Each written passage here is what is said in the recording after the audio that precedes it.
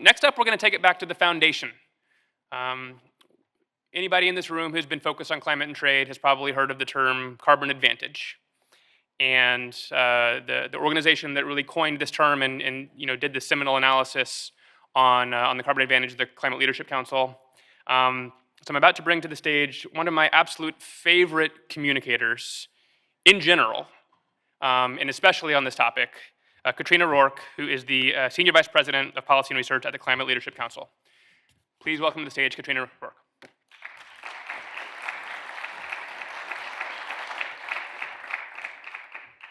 Hey y'all. Thank you, BPC, for having this conversation today. My water bottle's going to slide right now. And thanks for including me. I'm really excited to be in a room with so many people focused on this issue. Those of us who have been at it for a while, we feel the strength in numbers. Excited for the party we're launching today. As Zan said, I'm the Senior Vice President for Policy and Research at the Climate Leadership Council. We're a nonpartisan nonprofit working to identify and advance the most effective and fair climate solutions. I'm also the Executive Director of our Center for Climate and Trade, where we explore a whole lot of the issues that we're going to be unpacking throughout the day. In our work, we have the privilege of working with affected industry, international partners, climate leaders, environmental and labor organizations, academia, and we're really working hard to identify and pull forward the most important narratives and policy solutions that might help us solve a pretty tricky problem. And so let me tell you a story today in 3 parts. The first is, we're not going to address climate change at the scale and speed required unless we address the emissions associated with international trade. The second is that trade policies are uniquely capable of introducing a new system of accountability and lowering global emissions. And the third is that, happily, the policies that can lower global emissions are also going to confer benefits on American manufacturers. From our colleagues today, you're going to hear about more aspects of this story, geopolitical benefits, how this will impact China and Russia. But let's focus our conversation now on understanding the connection between climate policy and American competitiveness. This is what we know. This chart just shows global emissions by country from the most recent year for which we have data. China is now the largest emitter globally, roughly a third of global emissions in that red wedge. The US is just 14%. We're the dark blue. Add in that light blue wedge, that's all of our G7 partners, the EU, UK, Japan, Canada, and we creep up to 25%. If we're going to bend the curve on global emissions, we have to figure out how to reduce emissions outside of these wealthy climate-motivated markets. China comes to mind, India, but this pie chart is just a snapshot. Emissions growth through mid-century is going to come almost entirely from markets that represent a pretty small share of global emissions today. Southeast Asia subsumed in that yellow wedge, Africa in that dark green wedge. These countries are rapidly growing and industrializing and building out the energy infrastructure necessary to meet their needs. Economic development, industrialization, education, healthcare, they're growing. And their emissions are growing at roughly 3% a year today. Addressing emissions from climate-ambitious G7 markets is not going to cut it. And likewise, we're not going to address climate change unless we address traded emissions. This is what we also know. Roughly 25% of all greenhouse gas emissions globally are associated with goods that are made in one country but consumed in another. And that makes trade a really powerful tool to address global emissions. A lot of the conversation that we've had to date to lower emissions, a lot of what you'll hear today, is framed around a series of policies that would charge imported products based on the carbon emissions associated with their manufacture. These policies have a whole lot of names. The European Union calls it a carbon border adjustment mechanism. You'll hear foreign pollution fee today, but they're all getting at the same thing, introducing a new system of accountability. And it's really important because where you make something matters.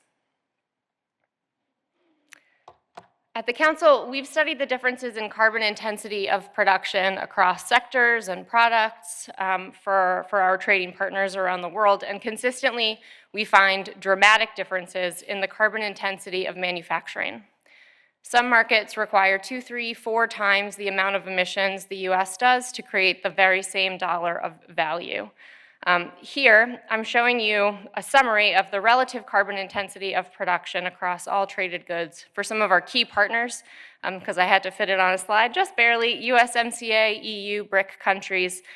Every red box is a sector in a country that requires more emissions than the United States.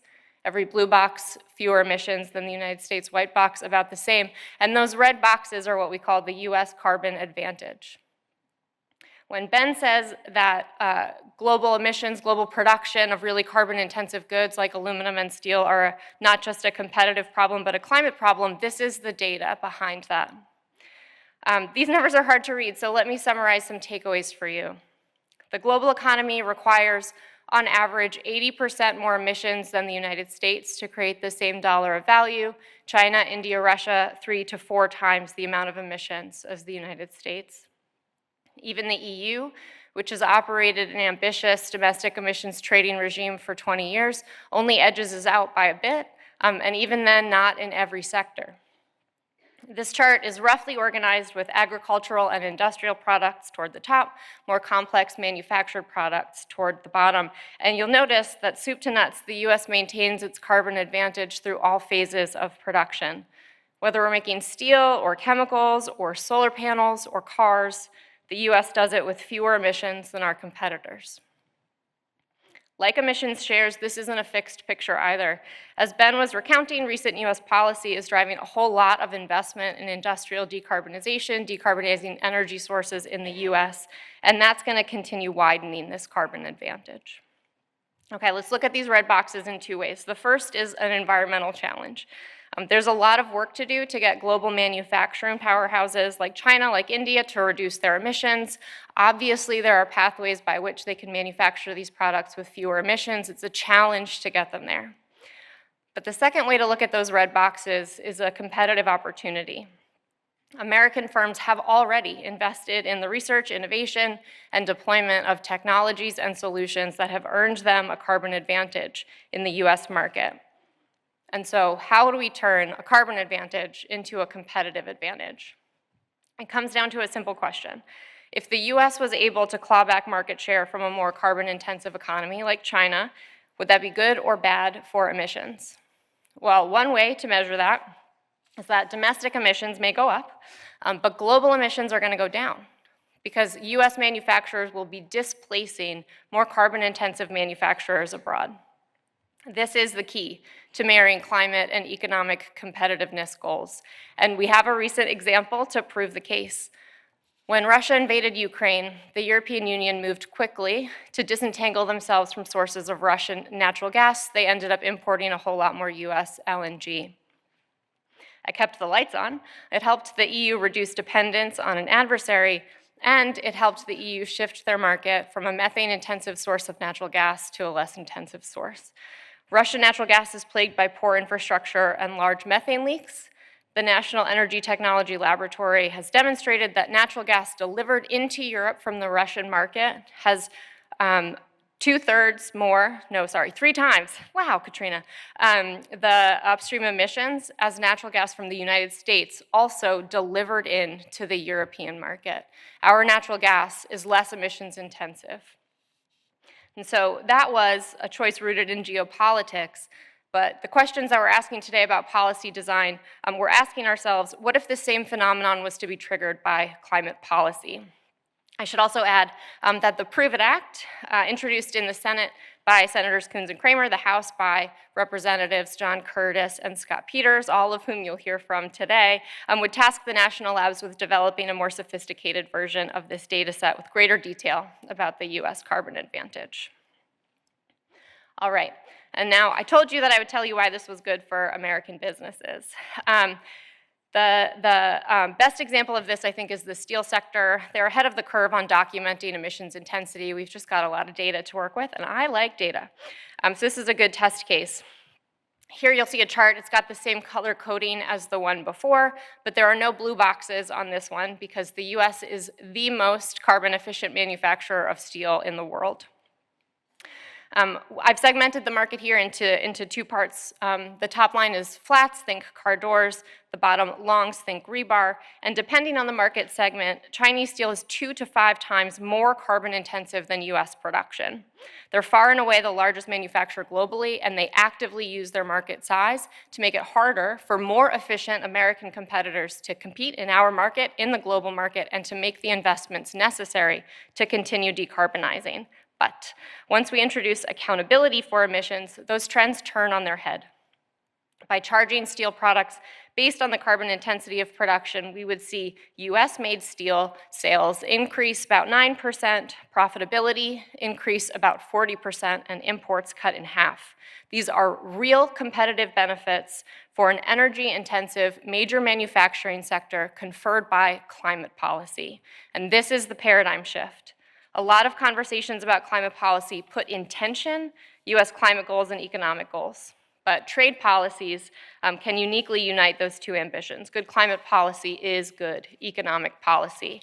And with that, I'll invite colleagues from industry to join me on the stage and unpack more about what the carbon advantage means for them. Thank you so much.